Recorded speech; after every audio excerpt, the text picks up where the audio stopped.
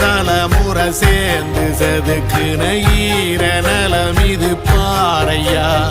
வாழும் வரையிலும் நீயும் விதைக்கிற கடமை இருக்கு கேளையா கோடி விளக்காயேந்தி கிடந்த வீடும் இருண்டது ஏனையா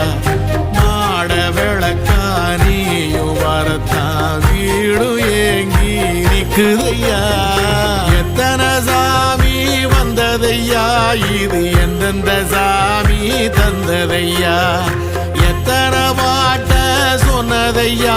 அத சுத்துற பூமி கண்டதையா